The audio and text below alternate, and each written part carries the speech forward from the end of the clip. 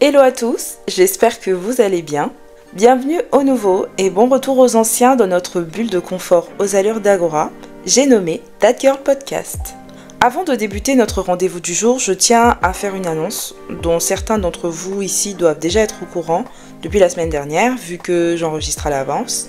Notre petit podcast s'exporte désormais aussi sur YouTube.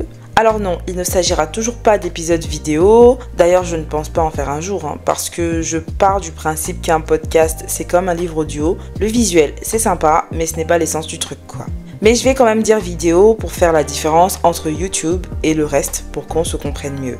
Donc j'ai programmé les vidéos en enchaîné vu que j'en suis déjà au 6e épisode là. Du coup si mes calculs sont bons, vous m'écoutez aujourd'hui pour le 7e épisode le mercredi 9 juillet et la vidéo sera disponible sur YouTube dimanche qui est le 13 juillet. Je sais pas pour vous, mais j'ai pensé que ce serait cool de pouvoir réunir mes deux bébés que sont Lizone, qui est ma chaîne YouTube pour ceux qui me découvrent, et That Girl Podcast, qui est mon podcast, sans devoir créer une nouvelle chaîne, rien que pour ce projet-là, parce que ça allait être trop compliqué à gérer. Et je pense que certains de mes abonnés YouTube ne sont même pas au courant qu'on a démarré une nouvelle aventure, donc ce serait cool pour tout le monde. Et donc, pour ceux qui ne pourront pas écouter l'épisode qui sort mercredi sur les plateformes audio, vous pourrez le retrouver dimanche sur YouTube. Ou alors, si vous l'avez déjà écouté en podcast et que vous souhaitez juste mettre un visage sur cette voix, vous êtes tout aussi bienvenue sur Lizone et vous pourrez découvrir ce que je fais sur ma chaîne. Je vous mets tous les liens en description de l'épisode et petit coucou spécial à ceux qui écoutent et me suivent déjà depuis YouTube. Bon. Maintenant, on peut revenir à notre thème du jour qui est « Oser échouer pour mieux se relever ». Il y a quelques mois, j'ai repensé à plein de petites ou grandes expériences en lesquelles j'avais mis beaucoup d'espoir et qui ont souvent bien commencé puis se sont mal finis ou qui ont juste foiré dès le départ. Mais au lieu de s'apitoyer sur mon sort, on va débattre de comment ces échecs peuvent devenir de belles leçons de résilience, de pourquoi échouer est parfois nécessaire à notre évolution et de comment rebondir de ces échecs sans se juger et remettre en question notre estime de soi. Je pense que chacun de nous a déjà vécu ou vit actuellement une situation d'échec dans l'un des domaines de sa vie. Pour ma part, j'en ai vécu beaucoup, mais beaucoup. C'est même pas une blague. Mais comme dit plus tôt, on n'est pas dans les malheurs de Sophie, donc je vais prendre 3 exemples qui m'ont marqué. Et pour ça, je vais peut-être devoir mentionner des gens qui font ou qui ont fait partie de ma vie, de manière anonyme bien sûr. Mais je répète, le but n'est pas de leur jeter des tomates à la gueule, mais de faire comprendre comment l'échec a été le déclencheur de ma capacité à surmonter des épreuves, à rebondir et à retrouver une vie plus saine et pleine de sens pour moi aujourd'hui. Alors, le premier flop survient quand j'ai mon bac. Peut-être que certains d'entre vous le savent déjà ou pas, mais je suis arrivée en France en septembre 2016, donc bientôt 9 ans. Mais si tout s'était passé comme prévu, j'aurais dû arriver en septembre 2011, c'est-à-dire 5 ans avant. Donc, grosso modo, mon pays a un accord avec la France qui permet d'intégrer des universités publiques françaises via un système qui s'appelle Campus France. Il y a des démarches à faire, des postulats dans des facs, des entretiens, etc. Un peu comme Parcoursup. Je pense que c'est comme ça que ça fonctionne aussi. Et donc moi, je fais la procédure et en 2011, je suis acceptée par l'université de Bordeaux. Donc je suis super contente, j'ai un cousin là-bas, j'ai regardé sur Google, la ville est sympa, j'ai hâte. Et à cette époque, ma mère a une connaissance dans la banlieue de Bordeaux qui lui dit « T'inquiète pas, je me charge de tout, je t'envoie tous les documents requis, attestation de domicile, fiche de paie, contrat de bail, etc. Vraiment, on gère. » Du coup, nous, on est très heureuses, on commence à se projeter, ma maman me donne des conseils, vu qu'à l'époque j'ai 17 ans, j'ai jamais quitté le cocon familial. La seule expérience que j'ai connue, c'est l'internat du lundi au vendredi quand j'étais en 3e quoi. Donc... pour vous dire que on n'est pas vraiment sur Christophe Colomb. On a la date de rentrée, les documents d'acceptation de la fac. Ma petite maman, si prévoyante, elle va même me prendre un billet d'avion avec option supplémentaire TGV de Paris à Bordeaux pour ne même pas que j'ai à souffrir en arrivant. Il ne manque plus que les documents de la connaissance de maman. Désolée, c'est le bruit de mon ordinateur qui m'informe que je n'ai pas redémarré le PC depuis 6 jours. On va reporter et on continue. Et donc je disais, il ne manque plus que les documents de la connaissance de maman pour la demande de visa. Une semaine passe, 2 semaines passent, pas de nouvelles. La date du rendez-vous approche, toujours rien. Maman stresse déjà un peu, mais moi je suis totalement chill. Je suis en plein épisode d'adieu avec la terre entière. J'ai déjà commencé à me projeter, mais un peu loin quoi. Et puis vient ce fameux soir où ma mère m'appelle dans sa chambre. Elle est complètement en larmes. Elle me demande pardon parce que son contact est tout simplement aux abonnés absents et ne répond plus à ses messages ou appels. Donc, la fac de Bordeaux, la rue Sainte-Catherine et les apéros au bord de la Gironde, c'est mort. Je vous avoue que sur le coup, et même aujourd'hui encore, je n'ai pas eu mal pour moi. Même si tout ça c'était pour moi, hein, mais j'ai ressenti beaucoup de peine pour ma mère. Parce que, au-delà de tout ça, c'est juste de la lâcheté et la confiance a été brisée quoi. Mais je vais pas parler pour elle, je reste à mon échelle. Donc dans ce premier cas, même si c'était pas ma faute, on est sur un échec cuisant. Cependant, cette expérience pour moi, elle a été nécessaire. Aujourd'hui, avec du recul, je réalise que je n'étais pas du tout équipée mentalement pour cette aventure. J'étais une ado, comme beaucoup d'ados quoi. J'étais très égocentrée, très insouciante, très peu débrouillarde et très focus sur des trucs pour la plupart inutiles. Je n'ai pas m'en vouloir bien sûr, mais je me serais littéralement broyé la gueule si tout avait bien fonctionné parce que je n'étais tout simplement pas prête. Et c'est la première chose que je veux que tu retiennes ici. L'échec peut être un passage obligatoire pour ta croissance. Tu veux atteindre des objectifs, tu veux cocher des cases et sans même penser à te préparer en amont, tu te lances dans des trucs qui te dépassent. Et bam, tu te manges un coup dans les côtes. Ce coup, il est censé te remettre les idées au clair. Il est censé te faire comprendre que waouh, j'étais pas du tout préparée à ça en fait.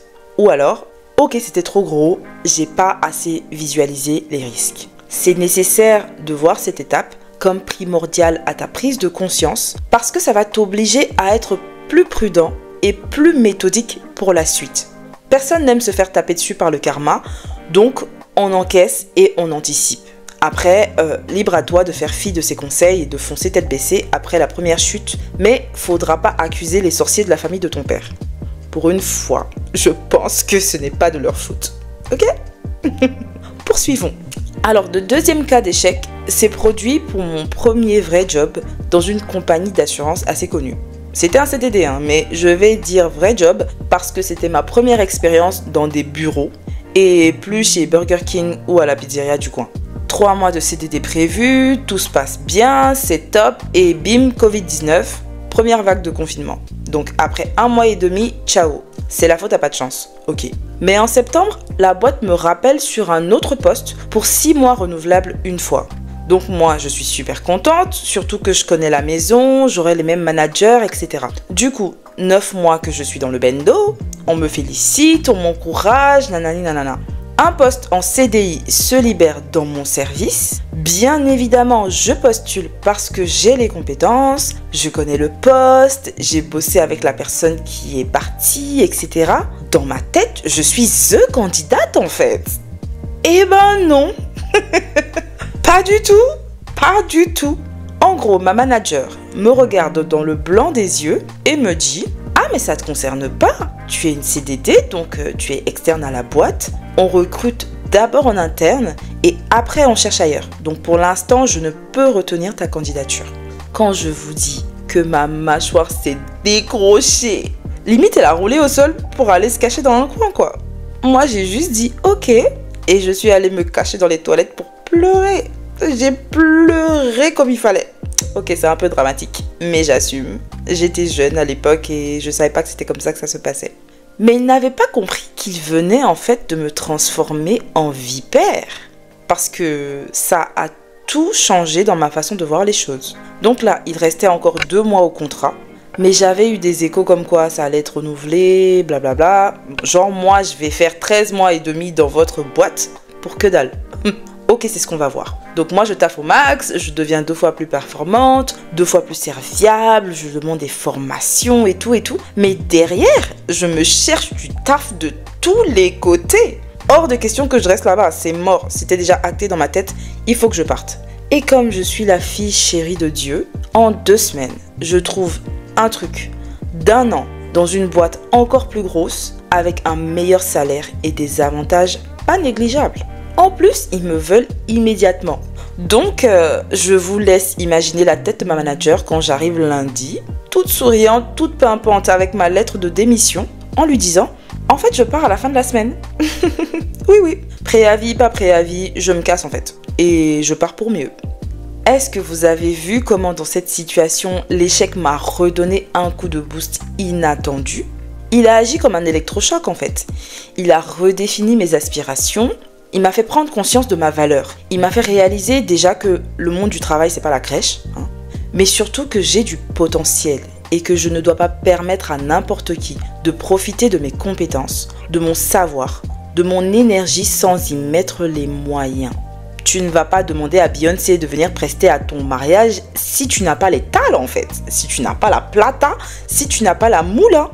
Et beaucoup de gens n'ont même pas idée de leur potentiel. Beaucoup de gens ignorent leur talent, leur intuition, leur intelligence parce qu'on nous apprend toujours, surtout quand tu es jeune, dans le monde du travail, à te faire petit, à te fondre dans la masse, à dire oui à toutes les conneries que les anciens te racontent. Déjà, je veux rappeler que tu n'as pas besoin d'un échec pour réaliser que tu es une perle rare. Ok mon cœur ? Ensuite, il faut pouvoir se mettre en tête que cet échec peut devenir le tremplin qui va te propulser vers des dimensions de toi-même dont tu n'as aucune idée. Parce que sans cet échec, je n'aurais jamais visé plus haut. Je n'aurais jamais vu ailleurs que ce poste ou cette entreprise. Je n'aurais même jamais pensé à faire des formations complémentaires puisque je connaissais déjà le poste. L'échec peut être un très bon plongeoir parce qu'une fois que tu as touché le fond, il n'y a qu'une seule option. Tu es obligé de remonter vers la surface. Sauf si tu as un rocher. Là, on va juste prier pour que tout se passe bien là-bas. Le dernier exemple, il est plus récent. J'ai plus ou moins renoué avec quelqu'un de mon passé, avec qui on se disputait quand même beaucoup. Et c'est une personne qui a beaucoup d'ego et surtout beaucoup de mal avec la contradiction. Donc c'était déjà hyper difficile de communiquer avec cette personne-là de base. Et il faut savoir que je n'ai jamais voulu qu'elle revienne dans ma vie, justement parce que j'ai été quand même pas mal heurtée par certaines choses. Et j'ai gardé énormément de séquelles de tout ça. Je rentrerai dans le détail une autre fois, mais voilà, je voulais plus de contact. Et puis on a recommencé à discuter il y a quelques mois et j'ai eu l'impression de voir un changement. La personne s'était limite adoucie, pas un mot plus haut que l'autre, très avenante et même beaucoup de sagesse parfois. Et bizarrement, j'ai recommencé à me projeter de manière hypothétique, à base de « et si ?» Peut-être que... Et puis bien évidemment, ça ne loupe pas nouveau débat où on n'est pas d'accord sur un truc. Et ça repart. On me demande si je réfléchis avant de parler. On me dit que je sors que des conneries. Ça hausse le ton, limite ça devient menaçant et j'en passe. Résultat, j'ai eu un craquage en fait. J'ai fait une crise d'angoisse. J'ai fondu en larmes. J'ai pleuré pendant genre 30 minutes non-stop à coups de gros sanglots. En fait, il y a tous les souvenirs qui sont remontés et moi j'ai juste coulé. Bon après c'est passé mais ça faisait quand même longtemps que j'avais pas été sujette à un choc émotionnel comme ça. Enfin bref, je sais que là on peut se dire mais c'est pas ta faute, tu étais juste en face d'une personne immature émotionnellement ou plutôt dire Lydiane, tu es débile et tu vis dans le monde des bisounours à croire que les gens changent selon le temps que tu as dans ta tête. Peu importe, la finalité elle reste la même, c'était un échec. Et le pire, c'est que je l'ai occasionné moi-même en acceptant d'accorder le bénéfice du doute à une personne qui n'avait absolument pas changé, en me berçant d'illusions sur un potentiel alors qu'on ne m'a donné littéralement aucune image de cette projection. C'était que dans ma tête que je voyais les « et si », c'était que dans ma tête que je me disais « pourquoi pas ». C'était que dans ma tête, je n'avais juste pas encore eu l'occasion de voir si cette personne avait changé ou pas. Parce qu'il n'y avait pas encore eu de contradiction, tout allait dans le même sens, tout était littéralement dans ma tête. Et quand la réalité s'est présentée à moi, j'ai juste perdu pied et je me suis effondrée. Ceci pour vous dire que l'échec qui vient de nous-mêmes, il est pire que l'échec qui vient d'ailleurs. Parce qu'on va devoir fourrer le nez dans notre propre merde. Et c'est très difficile à ce moment-là de se dire « je peux ajuster ceci ou cela, ou je peux rebondir ». Par exemple, tu rêves de te marier et de fonder une famille avec ce mec qui t'a démontré par A plus B plus C qu'il n'est pas prêt à se poser et un jour, il finit par te quitter. Ton intention n'était pas mauvaise, mais finalement tu t'es auto-saboté en restant dans le déni. Quelquefois, tu n'auras pas envie de rebondir quand tu auras touché le fond. Et ça peut mettre plus de temps que prévu à vouloir remonter à la surface. Et ce n'est pas moi qui te dirai le contraire. C'est honorable de vouloir remonter la pente, mais par pitié, normalisons le fait de pleurer après un échec. Normalisons le fait de vouloir reprendre son souffle avant de sauter à nouveau dans le vide. Notre société actuelle, elle peut être très contradictoire parce que on te demande d'accepter tes émotions pour apprendre à dealer avec, mais faut pas non plus que ça dure trop longtemps, sinon tu es dans la victimisation perpétuelle. Normalisons aussi le fait que chacun guérisse à son rythme face à l'échec. Il n'y a pas de temporalité dans le deuil. Et faire face à un échec, pour moi, c'est un peu comme faire le deuil d'un idéal qu'on a manifesté dans nos pensées et chéri dans notre cœur. Mais alors, comment ne pas se laisser écraser par nos erreurs? Comment transformer ces moments difficiles en tremplin pour mieux se connaître et se renforcer? Le premier mécanisme vers lequel on va se tourner, c'est la reprogrammation de notre regard envers l'échec. Pour moi, faire face à l'échec n'est pas et ne sera jamais une preuve d'incompétence. Let me tell you something. Pour échouer, il faut oser. Et ça, c'est déjà un move de badass en fait. Parce que oui, les peureux là, ils n'échouent jamais. Et ne confondez pas prudence et peur. Parce que même les gens prudents, ils échouent parfois. Vous savez combien de gens riches et célèbres ont échoué de façon monumentale avant d'en être là où ils sont aujourd'hui? Parce qu'ils n'ont pas laissé l'échec définir leur valeur. Ce n'est pas parce que tu as fait face à un échec que tu as moins de valeur qu'un autre. Non, enlève-toi ça de la tête. Et une petite astuce que j'ai adoptée depuis un moment maintenant, c'est que je tiens un journal de gratitude. En fait, c'est comme un journal intime, mais dedans, tu inscris tout ce pourquoi tu es reconnaissant. N'importe quoi, même quelqu'un qui t'a rapporté un verre d'eau. Bien évidemment, chacun le fait fonctionner différemment.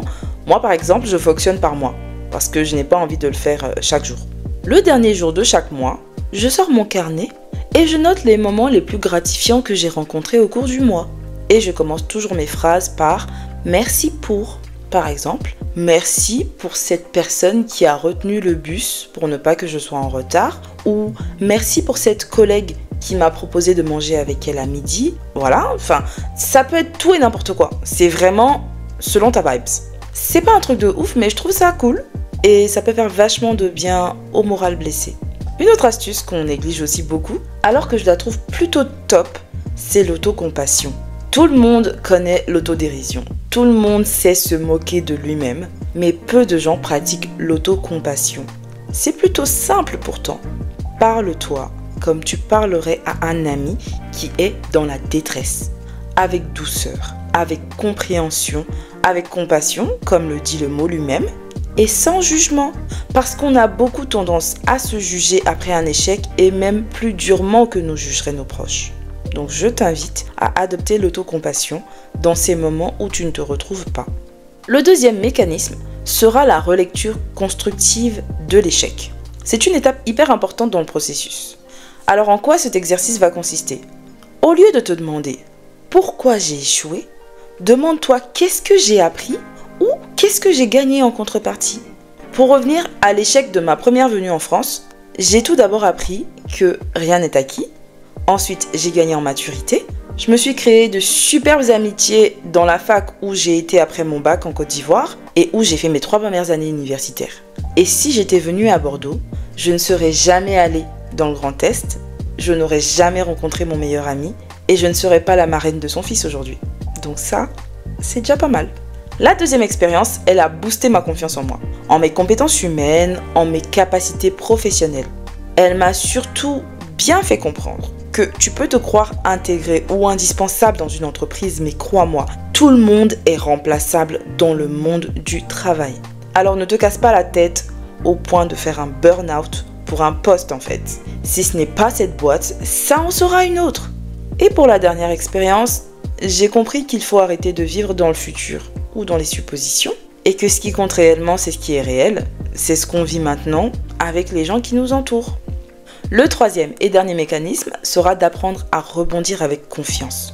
Je ne sais pas à quel niveau de self-love tu es en ce moment dans ta vie, mais tu dois savoir que construire son estime de soi, c'est comme rééduquer un muscle. Ça prend du temps, ça demande de la patience et surtout de la bienveillance. Commence petit, fixe-toi des objectifs atteignables, célèbre chaque pas, même minuscule. Entoure-toi de personnes qui te soutiennent, pas qui te jugent. Et surtout, rappelle-toi, tu n'es pas ton échec. Tu es bien plus que ça. Tu es ta capacité à apprendre, à évoluer et à te relever. Je vais conclure cet épisode en rappelant que l'échec, ce n'est pas juste un événement. C'est souvent une onde de choc émotionnel. Quand on échoue, on peut se sentir nul, incapable, honteux. Pourquoi ? Parce qu'on a souvent appris à associer notre valeur à nos résultats. À l'école, dans le monde du travail, dans la société en général, on valorise la réussite visible. Et on oublie que l'échec fait partie du chemin. Alors peut-être que toi aussi, tu as déjà vécu un moment où tu t'es senti rabaissé après un échec. Un examen raté, un projet qui tombe à l'eau, une relation qui s'effondre. Et dans ces moments-là, ce n'est pas seulement ce qu'on a fait qui est remis en question, c'est qui on est. Souviens-toi simplement que l'échec peut blesser l'estime de soi, mais il ne la détruit pas. On peut apprendre à se traiter avec bienveillance. Et surtout, on peut transformer chaque chute en occasion de grandir. Et je vais te laisser avec cette phrase qui, je l'espère, saura résonner en toi. Tu n'es pas défini par tes échecs, tu es défini par la façon dont tu choisis de te relever. Merci d'avoir partagé ma compagnie jusqu'à la fin. N'hésite pas à partager cet épisode à quelqu'un qui vit un échec en ce moment, à me laisser un petit commentaire de soutien depuis là où tu m'écoutes ou à m'écrire sur Instagram pour me raconter ton propre parcours. Et à très vite pour un nouvel épisode sur That Girl Podcast. Bisous!